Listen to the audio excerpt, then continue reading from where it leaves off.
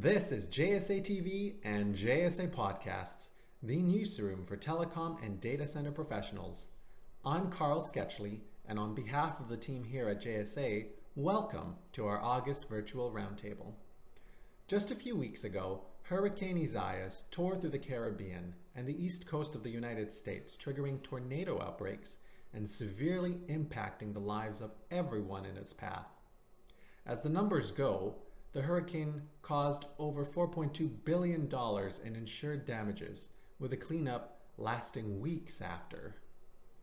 Today, as a timely response for telecom and data center professionals, we will spend the next 45 minutes engaging with top industry thought leaders on the subject of network preparedness for hurricane season. As a little sunshine at your door today, we have provided lunch, or if you chose, a gift card to a local restaurant for the first 100 registrants. So, for those of you who received, please enjoy your JSA lunch while we get started.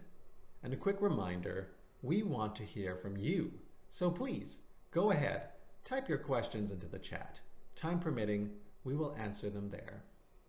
And as usual, in the last 15 minutes of the hour, we will take our conversation over to LinkedIn for a chat with our speakers. Search for hashtag JSA Virtual Roundtables or simply click on the link that will be provided in the chat shortly.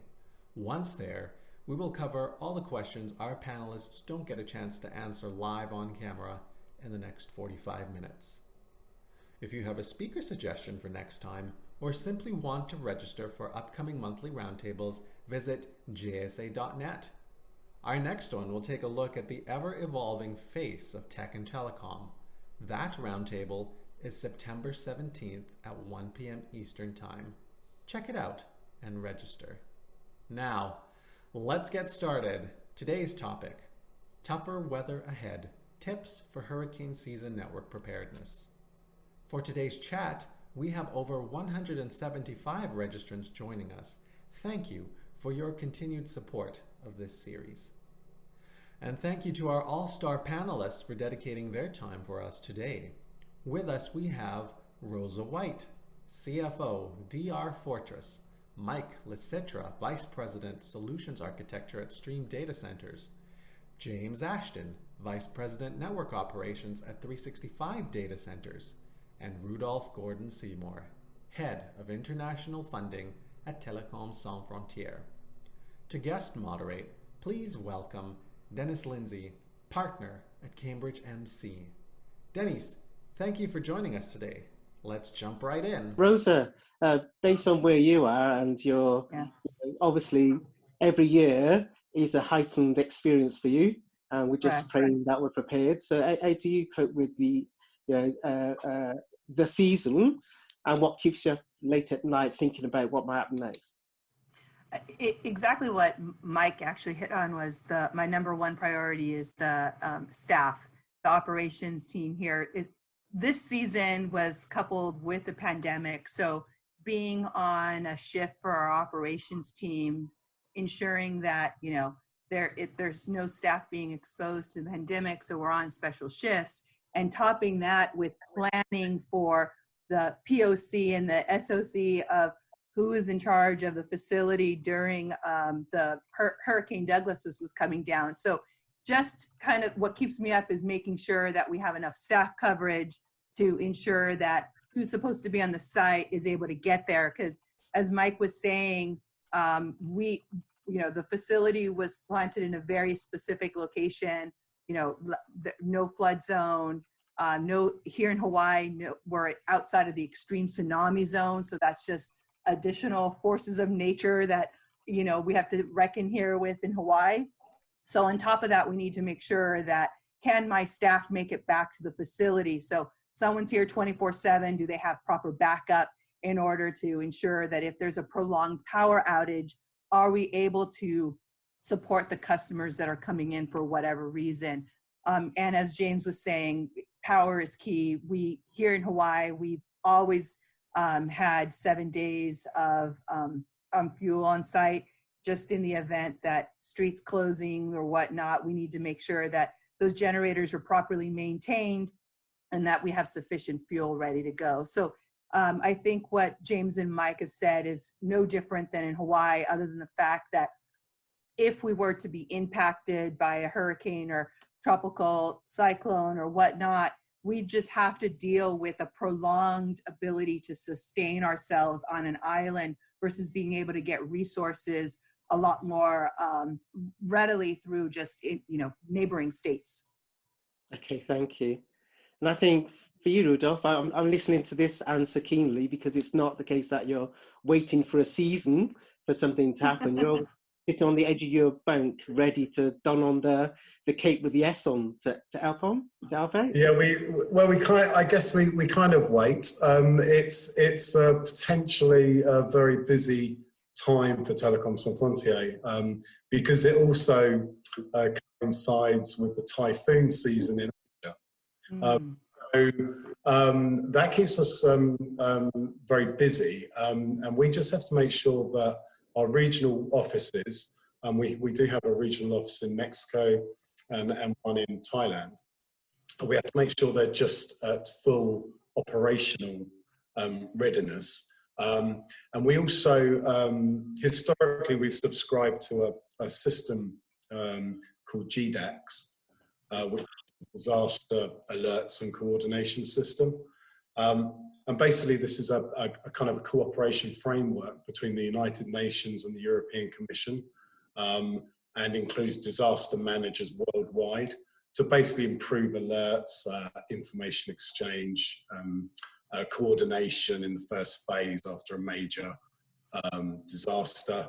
And that just means that we can really closely monitor any situation. We can actually track the path of any hurricane, any typhoon.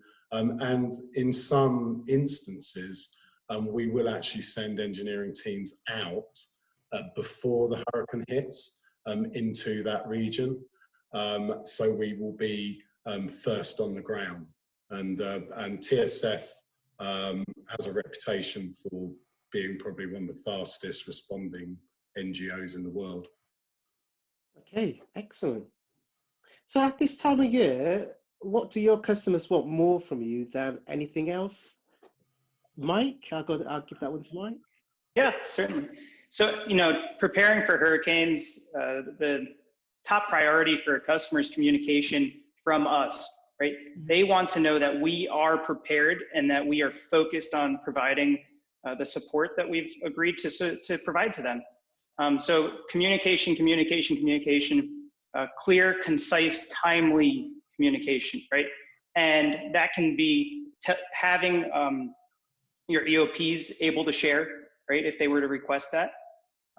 Having your staff know the EOPs like the back of their hand, that definitely helps. But then having, the clear portal or conduit for them to be able to even view real-time status of your facilities.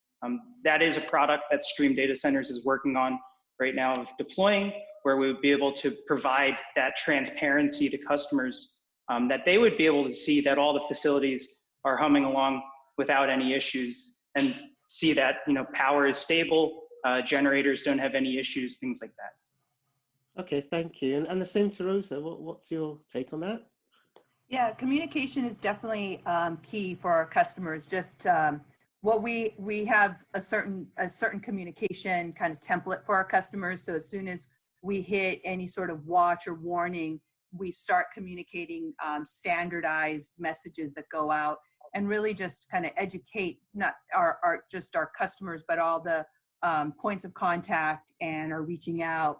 In addition, what we always do is, obviously a week ahead, sometimes 48 hours, we make sure that the employees are taken care of. We make sure that the staff goes through, we have checklists for the facility, for admin, and for the IT. And so just going through those standard checklists, and I know it sounds like common sense, but just every once in a while we're going through that list and you're like, that's right, that person left, so we needed to make sure that got done. So it's just having the consistency and the practices to, maintenance has been done, that's just been checked off, but just the little details, ensuring that those have been taken care of, and being able to communicate that to the customers, knowing that we're ready, I think is really key.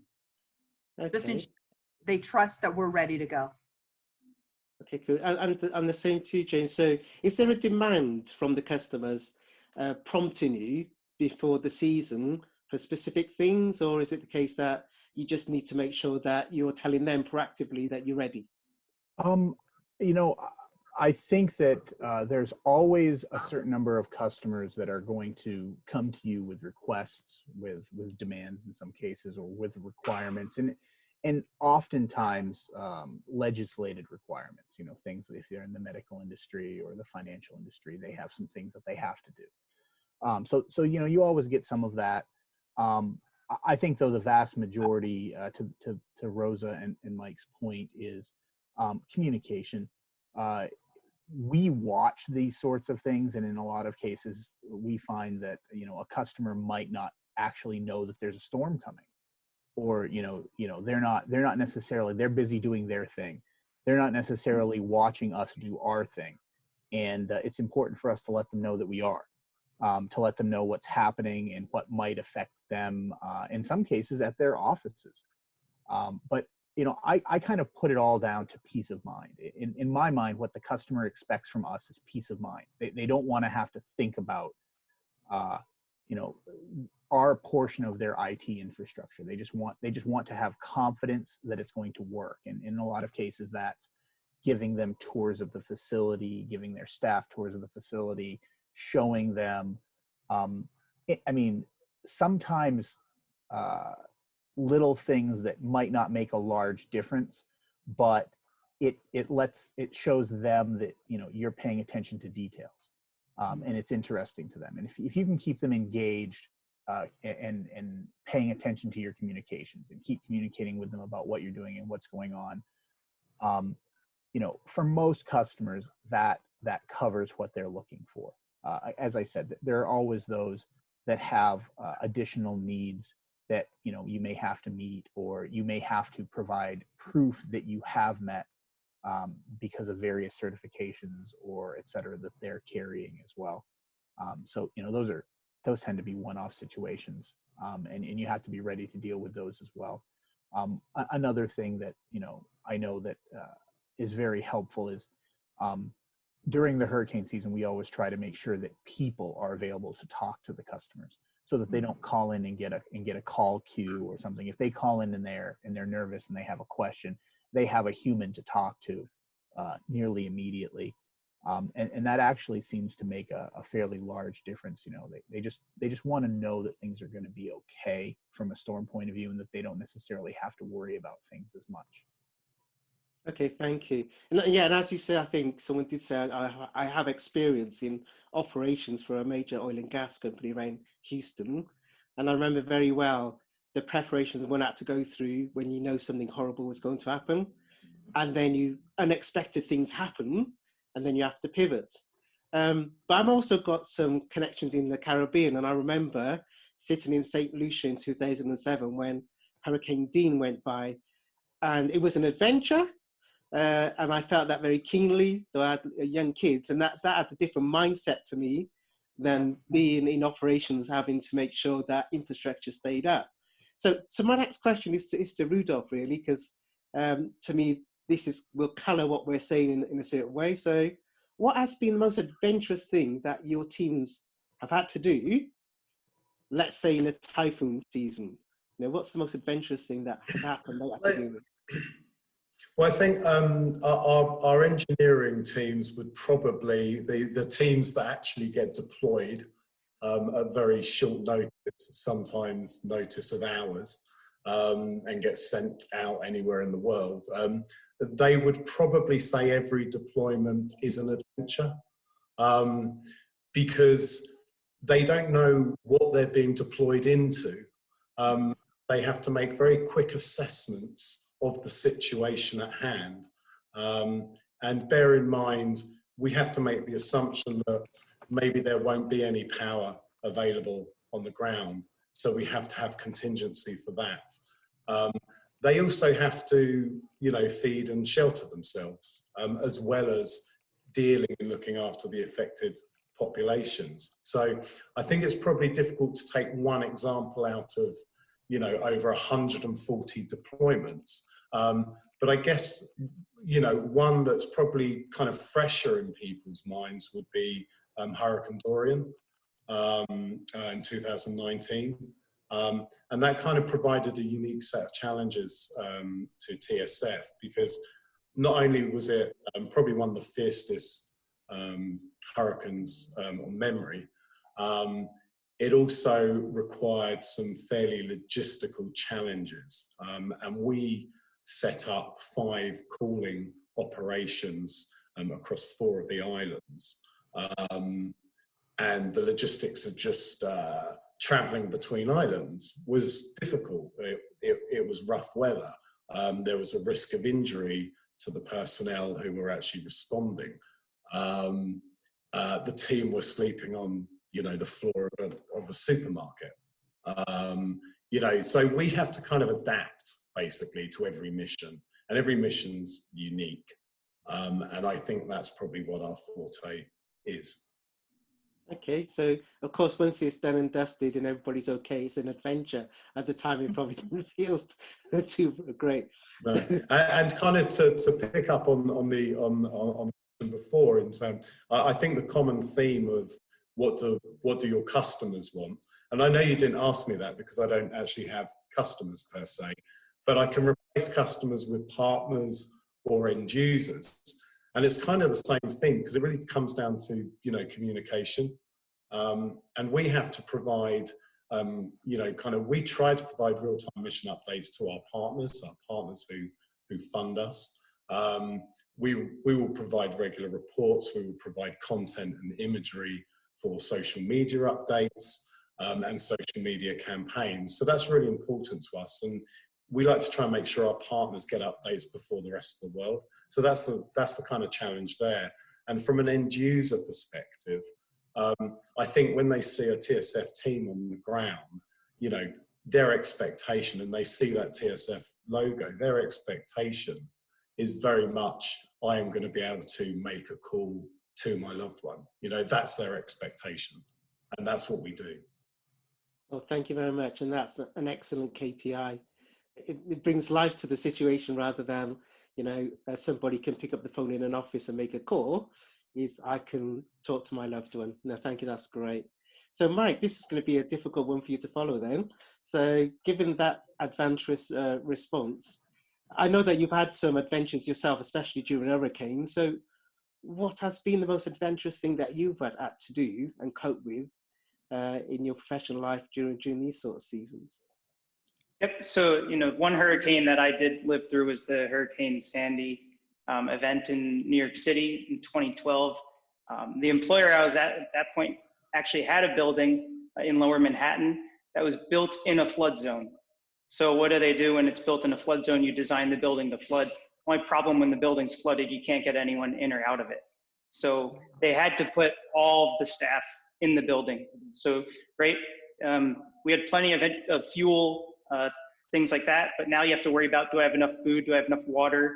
How do I maintain hygiene amongst the staff? And these are all additional aspects that typically don't get thought of when you're planning a new site, right? Everyone thinks, how big is your fuel tank? How many power feeds do I have? How much battery backup? But that's what will get you. We actually had another site at that employer that almost had to get shut down because the sanitary sewer system was had a lift pump, and the lift pump lost power. So if the holding tank filled up, we would have had to evacuate the building. That would have been, you know, quite the intricate, I guess, situation where we have a building that's running 7 days straight on gens, and it's really the sanitary system that is now the thorn in our side. And then, right, so those were two very interesting and adventurous scenarios that I had to deal with.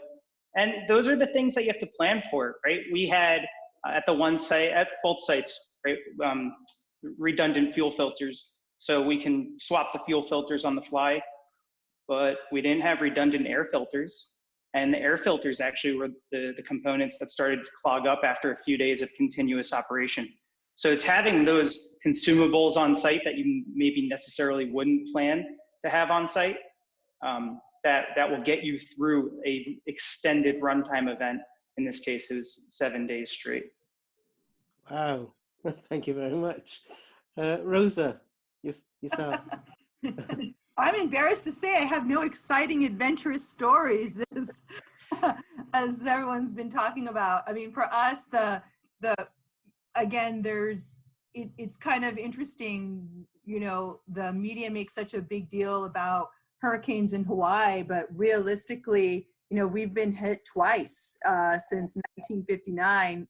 And just this one in the beginning of the hurricane season, Douglas, was a little bit adventurous for us in the sense that, again, we were already on a pandemic staffing schedule. So talked with planning for this. It just took a lot more time and coordination.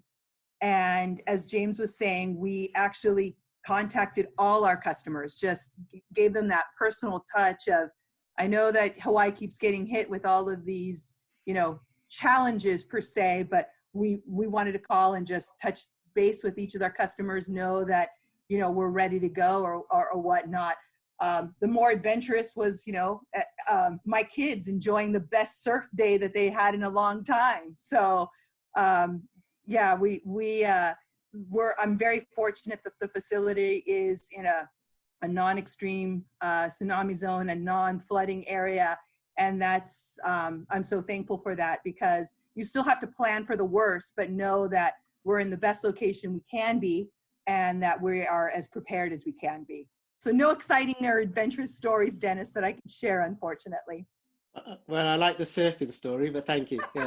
Yeah. So James, yourself. So, you know, I want to definitely comment on Mike's, you know, the taking care of your staff and your staff's family. You know, not so much as a story, but there is a lot of work that has to go into that, making sure that, you know, you have facilities on site to handle the people that you have to take care of in order to have an operational staff on site. And sometimes that's, you know, somebody's dog. You know, sometimes that's just necessary. I've actually found it interesting that sometimes in high-rise buildings, that's actually easier, which normally data centers and high-rise buildings are anything but easy.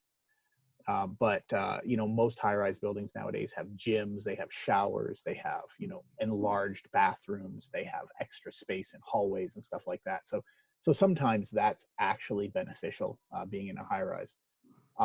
As far as interesting stories, that for me, all the interesting ones keep coming back to power. I can remember a couple of years ago in Tampa, I had an event where, you know, in the middle of a hurricane, we had a main breaker. I guess I say middle of a hurricane, middle of the edge of a hurricane.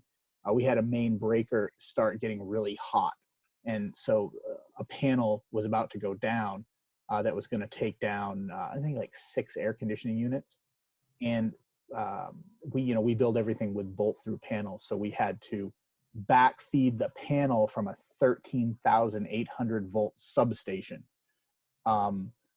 through a breaker sitting on the floor so that we could power the panel without taking the main breaker offline, remove the breaker, replace the breaker, and then transfer the power back to the replaced breaker. All in the middle of a storm with no electrician on site. Yeah, that was interesting. I think that's probably the most interesting one I can think of. I have a few others, but that one, the only other one I can think of is standing next to an electrical engineering mechanic or an E mechanic while he was working on the main input for a 13,800 volt 2 megawatt substation with a 2x4, prepared to pry him away from it if anything shorted through him. Oh my gosh. So, you know. Yeah, I didn't expect the answer. Thank you very much. Yeah, it all seemed to come down to power. Those are the interesting ones. Yeah. Okay, so what are the most exciting technical developments that your teams are currently involved with that will enable you to improve what you do? So I think I will start off with Rudolph on that one. That will be an interesting one.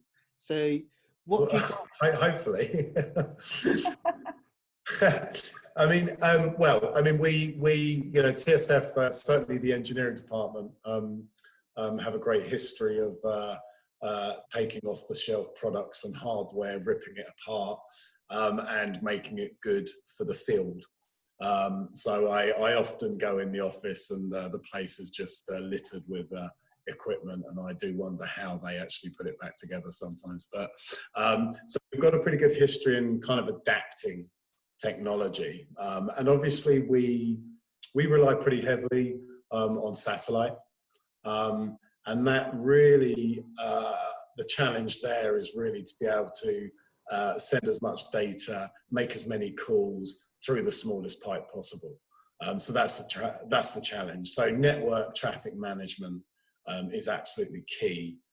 We do a lot of reverse engineering for quality of service for the voice side, which kind of supports our calling operations as well.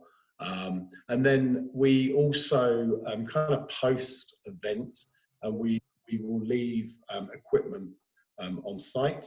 And we've done this, we did that for the hurricane in the Bahamas. And we would actually train teams, local responders on the ground in order to use that equipment, so the response is even quicker. So that's something we also develop as part of the strategy.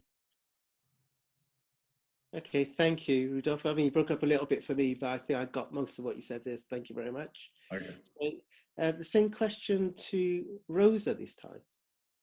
Well, for us, one of the things that we're trying to do is, you know, we have been an edge data center forever, just based on our geographic location. But what we have seen is especially recent is just the building demand to have access to the big major public clouds. I mean, they're just, with 1 million eyeballs here in Hawaii, mostly on the island of Oahu, just the public clouds just can't justify creating a node in Hawaii. So what we're trying to do now, and we are probably going to launch within the next few weeks, is actually just the direct connections to a lot of these public clouds. So it will be a major differentiator for DRFortress in order for our customers to just be able to, from our facility, be able to have a single direct connection. So again, it's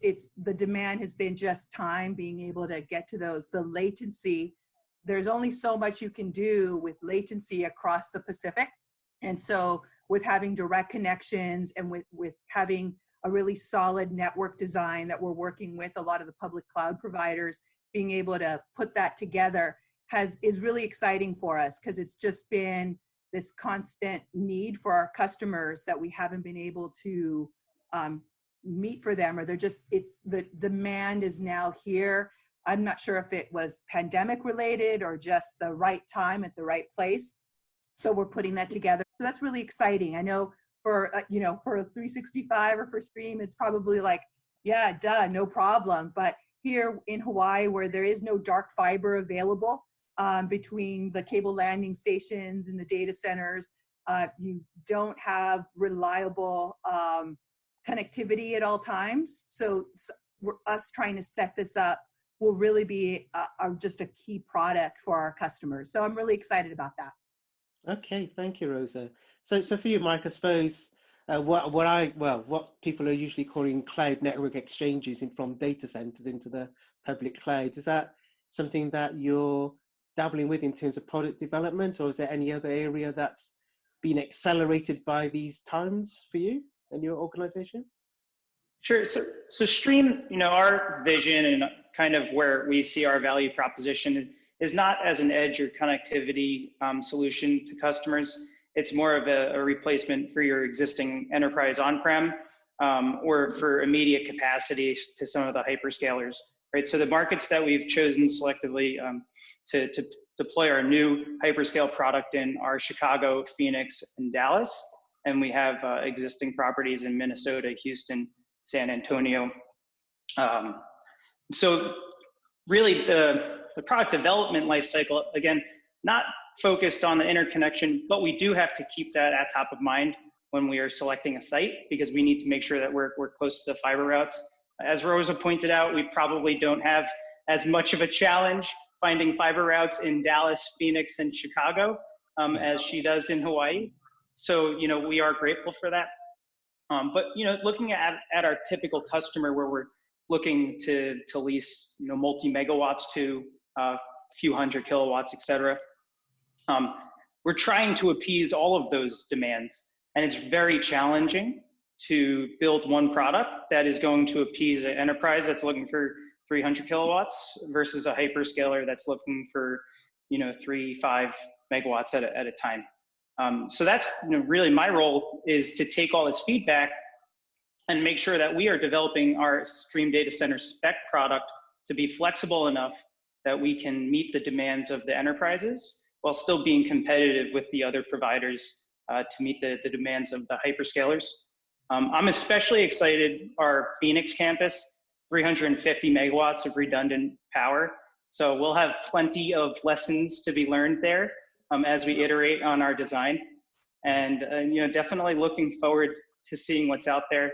Also, you know, we've learned a lot as Stream, doing 250 megawatts so far, mostly have built to suit for enterprises. So we've taken a lot of those lessons learned. We understand the enterprise customer intently, and we're looking to also support the hyperscalers well too. Thank you very much. So James, is that similar to you, or is there some aspect of development that you're gravitating to based on customer demand? I think that Mike and Rosa and I are all largely in the same state. You know, really there isn't a lot of new technology directly that I'm employing. It's largely how we're using, in our case, existing technology or the combinations of technology, or to what Rudolph was actually saying, the repurposing and maybe slight modification of technology to fit our needs a little bit better than it did out of the box.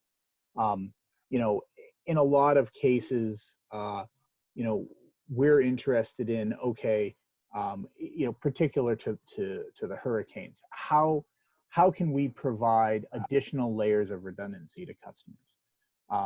You know, the networking world, the facilities world, the power world, most of the building blocks have been there for quite some time. Now, maybe somebody has made something 2 to 5% more efficient or something over the years, but largely the building blocks are there. It's a matter of, okay, well, can I find a way to not take up any more floor space and not create any more floor loading, but add an extra 15 minutes of runtime to my UPS?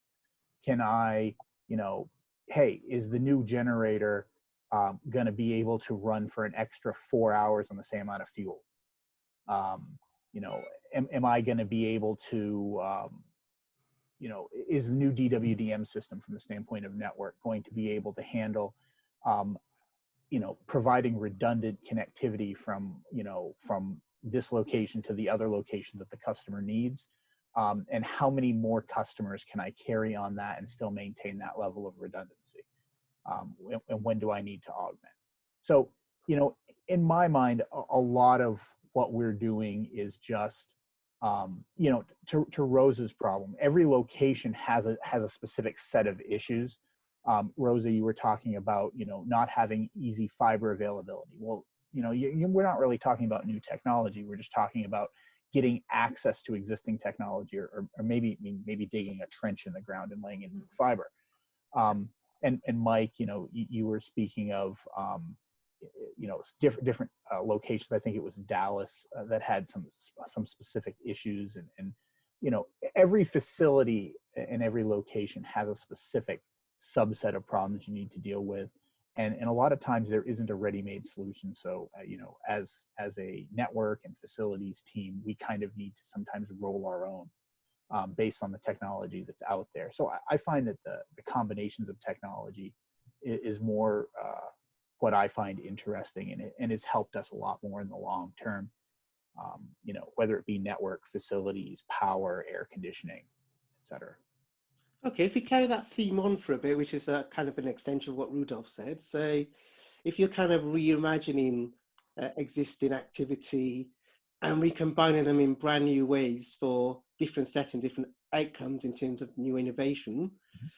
Is any of that happening around the context of the need to improve what you're doing in a hurricane season, or accelerating because of the pandemic? Is there any kind of new innovations using these new type, kind of fourth industrial revolution type technologies like AI or those sort of things? Is there any of that that's on your plate now that you're accelerating because you need to go faster to deploy them? And if I leave that with James first to begin with, and then we'll circle around. I don't know as hurricane is changing a whole lot, simply because we've all been here for a while, and hurricanes have been something that we've been concerned about forever. Certainly, the pandemic has made some changes. You know, we've seen a lot. I mean, just in the connectivity issues, you know, historically, our customers anyway, we've offered them connectivity to their office via fiber connections or copper connections, different types of telecom technologies, VPN over their existing internet connection, you know, however. But at this point, with everybody distributed and working from home, we're seeing a lot of people have other types of issues, you know, like variable latency across the internet, not, you know, living in areas that don't have great internet, don't have stable internet, maintaining our internet availability at our facilities. And yes, like from an AI point of view in particular, you know, we've seen a lot more SD-WAN deployments out there, and a lot of people seem to be reaching for that now that people have kind of started to stabilize their goals post the initial pandemic outbreak. You know, there's a lot of higher level work in some of the SD-WAN platforms out there where they have a lot of automation or AI to an extent, figuring out pathing, figuring out, you know, hey, this application is latency sensitive, so we'll send it the low bandwidth, low latency path. This application is not, we'll send it the high bandwidth, high latency path. You know, this can go via satellite, this can't.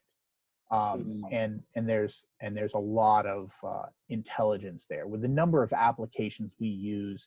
And while a lot of stuff seems to be kind of converging on web-based stuff, you know, communication protocols and such, you know, one application over a website versus another application over a web protocol perform very differently, and it takes quite a lot of technology to figure out how that works. So, you know, that's one example. You know, from a facilities point of view, from a data center point of view, I'm not sure, you know, the anything that helps us operate with fewer staff members on site, so that we can kind of keep the people on site as slim as possible, let people stay at home with their families, prevent as much travel as possible. It, you know, is something we're certainly looking into. You know, we've improved a lot of our security door controls and stuff like that with systems that require less hands-on, systems that are more reliable. You know, those sorts of things seem to be the direction that things have been going in the last couple months. Okay, thank you very much. So Mike, is that the same for you, or is it less about, you know, SDN or SD-WAN and that new stuff, and is it more about what you can do more efficiently around your operations? Where do you stand with that in terms of innovation? Sure. So, you know, for innovation, right, we will definitely investigate the use of things like machine learning to help us with predictive maintenance in the future. Something that we're just in the data gathering phases of, right? You need good data to make good decisions. But I think most interesting to myself, and I think the industry too, is just the increase in demand for compute due to these technologies being so easy to leverage by end users, right? And, you know, that's going to be what drives the demand into other, you know, co-location facilities, on-prem, hyperscalers, the cloud, et cetera. The nerd in me, I'm especially excited. You look at what Google's doing, where they're aligning non-time critical workloads with renewable energy supply, right? I think that kind of effective use of capacity is really where us as data center operators in the future can provide a benefit to our customers that don't have those resources at their hands to either get renewable energy or operate their facilities in a manner that would align with that supply. Thank you, Mike. So Rosa, can I just ask for your brief recount on that, and also Rudolph, can you kick in, and then we'll segue into Cal. Yeah, so Rosa. Sure, absolutely. Well, first of all, the CFO in me is just really excited about anything that James was talking about, improvements in equipment efficiency and PUE.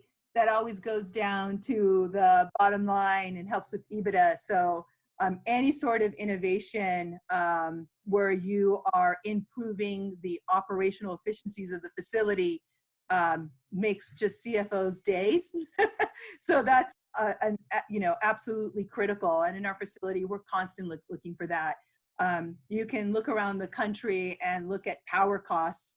And when we're sitting here in Hawaii with 21 to 24 cents per kilowatt hour compared to other parts of the country, just any innovation in the power and efficiencies for both cooling and PUE are absolutely critical for the facility. I mean, anywhere it is, but just more so in areas where the cost of power is just so astronomically high. And in order to stay competitive, we need to make sure that we implement those. So innovation, as far as facility-wise, that's what we're always looking into. Thank you very much, Lisa. So I think that's really critical for most data centers. Thank you. And the last words, Rudolph, innovation in your areas, reimagining what you're already doing, briefly? Well, I think, if we relate it to COVID first, I think what we've had to do is have a shift in some of our long-term programs. So we run a lot of long-term educational programs, and we basically had to move that out of the classroom to virtual education systems. So that's probably been one of the kind of immediate challenges, I would say, of COVID, to be able to shift that and to continue providing those services. I think in general, innovation-wise, we utilize satellite a lot, and now we're seeing like a proliferation of low orbit satellite for broadband service, which for us would be great because this provides cheaper, faster, kind of more reliable method of communication, especially for an emergency deployment. So that's something we're looking into a lot right now. Thank you very much. And thank you, everybody. That was fantastic. I really enjoyed that conversation. The fact that I'm over here in England having the conversation with you shows that communications is working very well. And thank you very much, Cal, for inviting me, and JSA. Back to Cal. Yes, thank you, everyone, for your tips for hurricane season network preparedness. This was an amazing discussion. Thank you so much, Denis, partner at Cambridge MC, for keeping us on point today. And as well, thank you to all our all-star panelists, Rosa White, DRFortress, Mike Licitra, Stream Data Centers, James Ashton, 365 Data Centers, Rudolph, Gordon-Seymour, Telecom Sans Frontières. Just a quick reminder, our speakers are staying on for the remainder of the lunch hour to answer any more of your questions on LinkedIn. You can search for hashtag JSA Virtual Roundtables, or to make it a lot easier on yourself, just click the direct link in the chat box to continue the Q&A. And viewers, if you were one of our first 100 registrants, we hope you enjoyed your lunch. Go ahead and visit us at jsa.net to register for upcoming JSA Virtual Roundtables, including our next one on September 17th, which will examine diversity and the ever-evolving face of tech and telecom. That's a wrap. Look out for the playback of today's roundtable coming soon to JSA TV and JSA podcasts on YouTube, iTunes, iHeart, Spotify, and more. In the meantime, see you over on LinkedIn. Happy networking. you.